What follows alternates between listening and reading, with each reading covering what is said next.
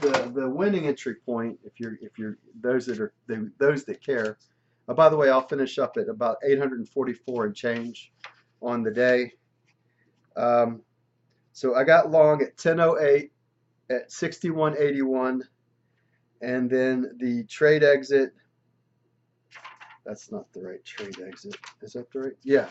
The trade exit was 61.97 at 10:43 a.m. So was that 18:28:38, 18:28:30. So it was in the 30 plus minutes there, and the market just didn't want to run at that point. It kept coming. It showed a nice GAN, fourth time through signal, and it looks like I still believe we're going to take that long out, the high of the market at 62.21. But it stair-stepped its way down, and then it ran through, went down to 89, I believe, was that low, and then it set like a little bit of a base, and then it's working its way back up right now.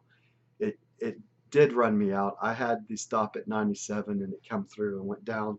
So, you know, it was a break-even trade on me. That was what I had on, I should say. The break-even decision. So even if I would have protected 1P, it would have knocked me out at 94. So I still would have been out of the trade. The only way I would have been able to stay in this trade if I would have been trading multiple contracts and kept one down there at the break-even mark and forced the market to get to 3P before I started making that move up on the long side. I'm not a huge fan of trading on the long side.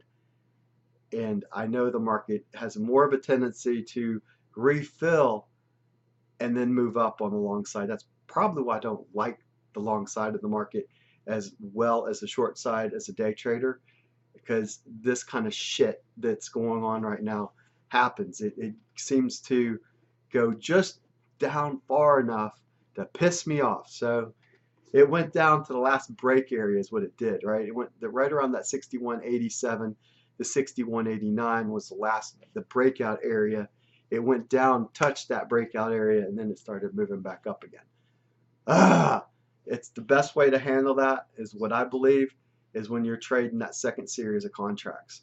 That first series of contracts, you got to get as much profit as you can and stay green or stay black in this case. That second series of contracts is kind of like the tortoise side of the trade, right?